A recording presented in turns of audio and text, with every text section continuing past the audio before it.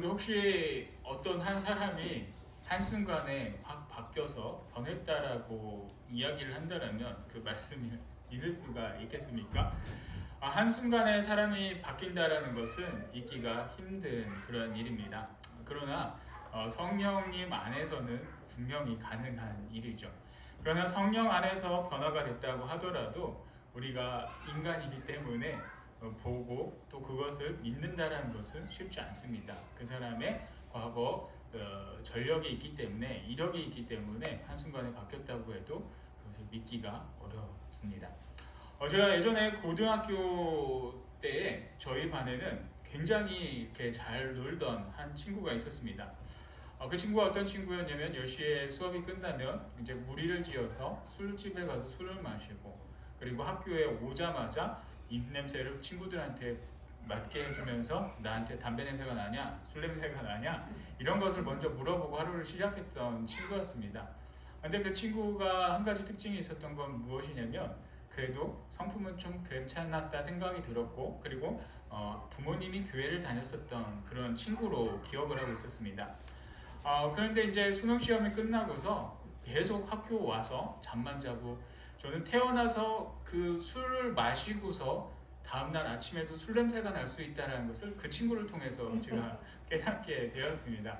아침에 와서 학교에서 자는 이 친구의 모습을 보면 술 냄새, 담배 냄새, 섞인 냄새가 너무나도 이렇게 많이 났었죠.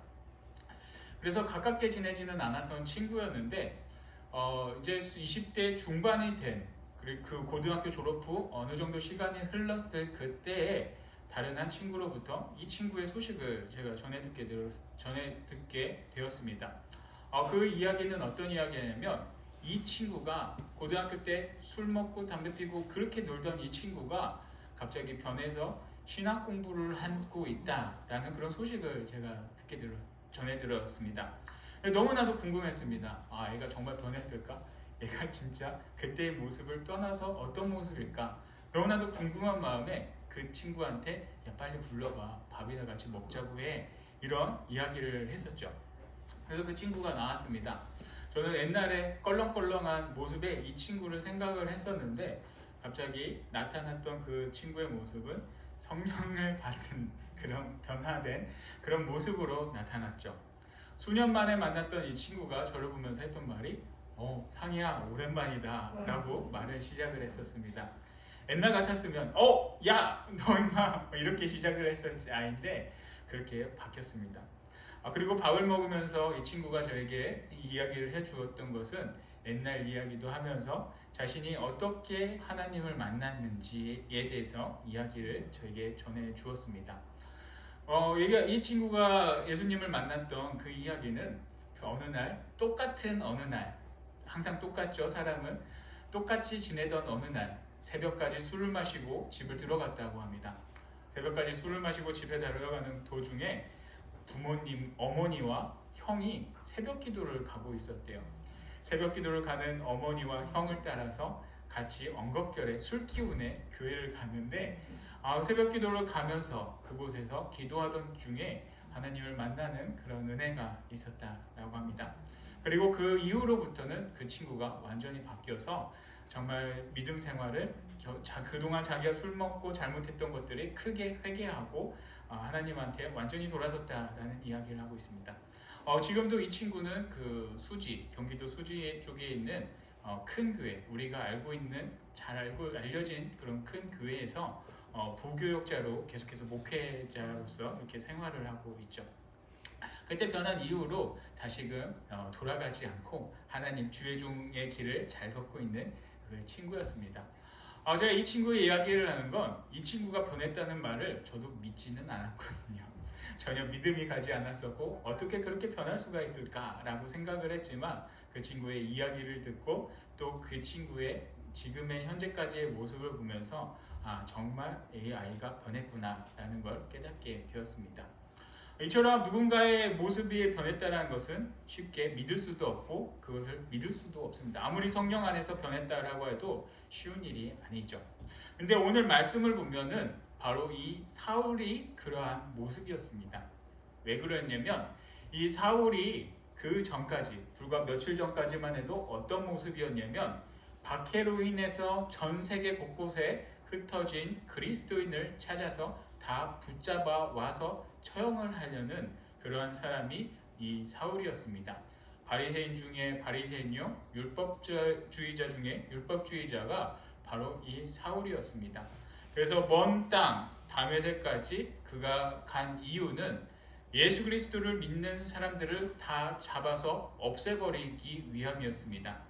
사도행전은 그 전까지 계속해서 말씀을 보면 사울이 잠깐 기록이 되어 있는 것을 보는데, 특별히 스데반 집사가 돌에 맞아 죽을 때 사울도 그곳에 있었고 사울은 스데반이 죽음을 당연히 여겼더라라고 성경에서는 말씀하고 있습니다.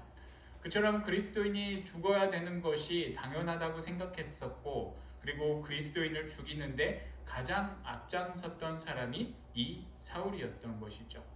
그런데 이 사울이 다메섹으로 가는 도중 호련히 자신을 향한 그 빛을 보고 그 빛에서 예수님, 정말 이 땅의 참 주인 되신, 주님 되신 예수님을 만나고, 하나님이 그동안 자신이 생각했던, 자신이 배웠던 하나님이 아니라 진짜 참 하나님을 만나면서 자신의 모든 인생이 뒤집히게 되었습니다. 하나님을 만난다는 것은 그렇게 놀라운 경험을 할 수밖에 없었다는 것이죠. 그리고 그는 바뀌었습니다. 그전에는 예수쟁이들을 다 잡아서 죽이는데 자신의 모든 것을 바쳤던 이 사울이 그동안 믿었던 그리스도인들보다 더 앞장서서 예수 그리스도를 전했다는 것이죠. 그래서 이 9장 말씀을 집에 가셔서 한번 쭉 처음부터 읽어보면은 재밌는 부분이 나오는데, 그게 어떤 부분이냐면 이 사울이 예수님을 만나고 복음을 전하다가 맞아 죽을 뻔했다는 것이죠. 위치가 완전히 바뀌었습니다. 전에는 이 사람이 그리스도인을 죽이는 위치였다면 이제는 자신이 복음을 전하다가 죽을 수밖에 없는 그런 상황이 되었다는 것이죠. 입을 막고 너 복음 전하지 마, 오죽하면은 그 예수님의 제자들이 야 이제 그만 좀 해 할 정도까지 예수님을 증거하고 전했다는 것이죠. 그게 너무나도 그 뜨거운 예수님을 만나고 뜨거운 가슴, 이 열정이 넘쳤기 때문입니다. 그래서 어떤 말씀들이 기록이 되어 있냐면 이 예수님의 제자들이 사울이 맞아 죽을까봐, 계속 예수를 전하다가 죽을까봐 이를 숨겨주고 이를 도망을 가게 해줬다는 것이 오늘 성경에서는 이렇게 분명하게 기록이 되어 있습니다. 그런데 이제 한 가지 우리가 더 생각해 보아야 될 건, 이렇게 예수님을 증거하고 예수님을 전했지만 이 사람이 온전히 그리스도인인지, 예수님의 진짜로 제자가 되었는지, 그리고 예수님의 마지막 사도가 되어 있는지 우리는 하나님이 아니기 때문에 알 수 없다는 것이죠. 우리가 인간의 눈으로 바라볼 때 이 사람이 진짜로 예수님을 만났는지, 불과 며칠 전까지만 해도 우리를 박해하고 저 녀석 때문에 죽은 우리의 친구들, 우리의 무리들이 한두 명이 아닌데 어떻게 저 사람을 믿을 수 있을까? 이렇게 생각했던 사람이 너무나도 많을 수밖에 없다라는 것이죠. 그래서 아무도 이 사람이 예수님을 만났다라는 것을 믿을 수가 없었습니다. 그리고 또 반대쪽, 그동안 이제 바울과 함께했던 바리새인들도 이 사울을 볼 때 어떤 생각을 했을까? 이 사울을 볼 때 저 사람이 좀 이상해졌어, 저 사람이 뭔가 이상한데 병원을 보내야겠어, 분명히 이런 생각을 할 수도 있는 상황이었습니다. 그러니까 이 사울은 이쪽에서도 아니고 저쪽에서도 아니고 서로 다 받아줄 수 없는 그러한 이상한 애매한 위치에 서게 되었습니다. 그런데 사울이 진짜로 하고 싶었던 것은 무엇일까? 우리가 생각해보면 너무나도 명확하죠. 그것은 자신이 예수님을 만난 감격을 다른 사람들에게, 믿지 않는 사람들에게 전하는 것이 그의 삶의 목표로 바뀌었습니다. 그러나 그가 그렇게 할 수 없었습니다. 왜냐하면 교회에서 그를 받아들이려고 했던 사람은 단 한 사람도 없었습니다. 그를 대신해서 보증해주고 그가 확실한 그리스도인이라고 말할 수 있는 사람이 단 한 사람도 없었다라는 것이죠. 그런데 우리가 이제 흔히 하는 말 중에 어떤 말이 있냐면, 보증을 서는 자식은 자녀로 삼지도 말라, 연락도 하지 말라, 이런 그런 말이 있죠. 그 말의 뜻이 무엇이냐면 보증을 하지도 말고 그리고 하는 사람도 가까이 하지 말아라 라는 의미가 또 담겨 있습니다. 그러니까 보증은 여기서나 지금 우리가 살고 있는 모든 사람들이 대부분 인식하는 게 무엇이냐면 쓰면은 내한테 좋은 것도 없고 나한테도 불이익이 갈 수밖에 없는 것이 바로 이 보증이라고 사람들이 생각을 하고 있다는 것이죠. 그래서 어떤 사람들에 대해서 보증한다는 것은 너무나도 큰 책임이 있기 때문에 보증을 서려고 하지 않습니다. 이때도 그렇고 지금도 마찬가지입니다. 내가 이 사람을 뭘 믿고 보증해서 괜히 잘못 보증 섰다가 그 피해가 나한테도 오기 때문에 이 사람에 대해서 보증을 설 수 없다는 것이죠. 그런데 하물며 며칠 전까지만 하더라도 그렇게 그리스도인을 박해를 하고 죽이는데 앞장섰던 이 사울을 그리스도인이야, 이제는 예수님을 만나서 이 사람도 그리스도인이야 라고 말해줄 수 있는 사람이 아무도 없었습니다. 여러분들 같으면은 보증을 설 수 있겠습니까? 지금은 우리가 이 성경 말씀에 기록된 것을 보기 때문에 사울은 그런 사람이야 라고 말을 할 수 있지만, 이 사울이 우리 곁에 있었다라고 하면은 우리도, 물론 저도 똑같습니다. 이 사람에 대해서 보증을 설 수는 없다라는 것이죠. 그런데 이때 단 한 사람이 나섰습니다. 그 사람은 누구냐면은 전에도 잠깐 한 번씩 이야기가 나왔던, 우리의 뒤에서 기도하고 뒤에서 물심양면으로 헌신했던 그 사람, 여러분들이 꼭 기억해줘야 할 그 사람, 바로 바나바였습니다. 이때도 바나바가 나옵니다. 그래서 바나바, 우리가 전에 말씀드렸듯이 어떤 사람이었냐면, 다시 한번 생각을 해본다면 이 바나바는 교회가 처음 세워질 때 많은 3,000명이나 되는 많은 사람들이 모여서 예배 공동체를 세울 때, 먹을 것이 없을 때 그 사람들에게 자신의 재산을 팔아서 그 사람들에게 먹을 것을 공급했던 그 사람이 바로 이 바나바였습니다. 그러니까 많은 사람들한테 그 사람은 인정을 받고 참된 그리스도인이라고 인정을 받았던 사람이 이 바나바였습니다. 그때 나섰던 사람이 바로 이 바나바였습니다. 오늘 말씀 27절 말씀을 보면 이렇게 말씀을 기록하고 있습니다. 바나바가 데리고 사도들에게 가서 그가 길에서 어떻게 주를 보았는지와 주께서 그에게 말씀하신 일과 다메섹에서 그가 어떻게 예수의 이름으로 담대히 말하였는지를 전하니라 라고 말씀을 기록하고 있죠. 이 말씀의 뜻은 무엇이냐면, 사울이 하도 전도를 하고 그만해 해도 계속 예수 그리스도를 전할 때 이 바나바가 사울을 만나서 어떻게 예수님을 만났는지, 어떻게 변화가 됐는지 다 이야기를 들었다라는 것이죠. 그리고 이 바나바가 이 사울의 모습을 봤을 때 이 사울은 정말로 참되게 예수님을 만났다라는 것을 이 바나바가 깨달았다라는 것이죠. 그러나 그것을 알았다라고 하더라도 보증할 수 있는 그런 용기는 쉽지 않았을 것입니다. 왜냐하면 자신의 희생과 헌신이 담겨져 있기 때문입니다. 잘못 보증 섰다가 이 사울이 어떻게 될지도 모르고, 이 사울이 다시 되돌아서서 그쪽 가서 누구누구가 그리스도인이야 라고 고발을 한다면 바나바고 뭐고 다 잡혀서 죽을 수밖에 없는 상황이기 때문에, 그렇게 만약에 되면은 그 비난의 화살을 어떻게 다 감당할 수 있겠습니까? 그래서 감당할 수 있다는 것은 쉽지 않습니다. 여기서 바나바가 이렇게까지 할 수 있었다는 것은 이 모든 희생을 감수하면서까지 자신이 이 사울의 참됨을 알았고, 그리고 그를 보증하고 이를 교회로 데려오게 하였다라는 것입니다. 이거는 쉬운 것 같아 보이지만 정말로 이 바나바의 큰 희생과 헌신이 아니었다면, 그리고 그에 대한 용기가 없었더라면, 믿음에 대한 용기가 없었더라면 이 바나바는 이 사울을 보증할 수가 없었다는 것이죠. 그러나 또 재밌는 것은 무엇이냐면, 이 바나바가 이 사울을 보증했을 때 이 사울을 이 교회에서 받아들였다는 것입니다. 재밌지 않습니까? 여러분들 한번 생각해 보십시오. 내가 누군가를 보증하고 누군가에게 어떠한 말을 했을 때 사람들이 다 수긍하고 받아들이는지 여러분들 한번 생각해 보시면 좋겠습니다.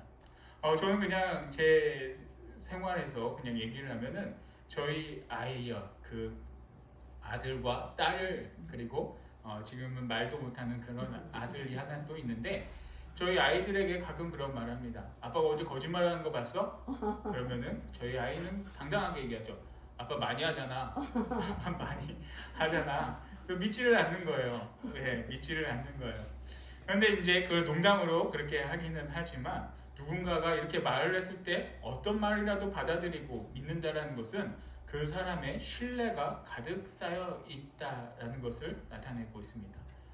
우리가 지금 교회가 많이 어렵습니다. 얼마 전에 잠깐 얘기를 들었는데 교회를 다니는 것은 부끄러운 일로 사람들이 생각을 한다는 것이에요. 교회를 다니면 부끄러운 일이 됐고 교회에서 신앙생활을 하는 것이 참 부끄럽고 누구한테 교회 다닌다는 것을 말하기도 힘든 시대가 바로 오늘의 시대가 아닌가 이렇게 생각을 해보게 됩니다. 그런데 우리나라 이 교회가 한 120년 뭐 이 정도 됐는데 교회의 역사를 이렇게 되새겨보면 이런 적이 그렇게 오래되지 않았다라는 것이죠. 불과 얼마 전까지만 하더라도 교회를 다니는 사람들은 뭔가 달라, 교회를 다니는 사람들은 뭔가 좀 믿음이 가라는 인식이 얼마 전까지만 해도 있었습니다. 제가 말씀드리고 싶은 분은 우리나라 교계에 굉장히 어른이셨던 그런 한경직 목사님이라는 분이 계십니다. 물론 한 2000년 정도에 이분께서 100세 가까운 나이로 이렇게 하나님의 부름을 받으셨는데 이분이 서울에서 우리나라에서 최초로 가장 큰 교회를 이렇게 목회를 하셨습니다. 영락교회라고 지금도 종로 쪽에 가면은 큰 교회가 있는데 굉장히 전통도 있고 훌륭한 교회죠. 근데 그 교회를 목회를 하면서 자신의 욕심을 하나도 갖지 않으셨습니다. 그리고 그 시대 때 같이 기도하며 어려움을 함께 나눴던 목사님이 바로 이 목사님이셨습니다. 그래서 이 목사님께서 이 교회를 실무를 했을 때 그 어떤 사람들이 사고를 치면은 이 경찰들이 이 목사님한테 가서 물어봤다라고 해요. 목사님, 이분이 어떤 분입니까? 괜찮은 분입니까? 잡아서 교도소에 넣어야 됩니까? 이렇게 물어볼 때도 있었다고 합니다. 그러면은 이 목사님께서 이 사람은 내가 보증할 테니 괜찮습니다 라는 말을 할 때는 이 경찰들도 이 목사님의 말을 믿고 이 사람들을 풀어주었다라고 합니다. 그 시대만 해도 이 목사님에 대한 신뢰가 있었고 그리고 이 목사님의 말은 확실하다는 것을 교회를 다니는 사람이건 교회를 다니지 않는 사람이건 그에 대한 확실한 믿음이 있었다는 것을 나타내고 있죠. 바나바가 그렇습니다.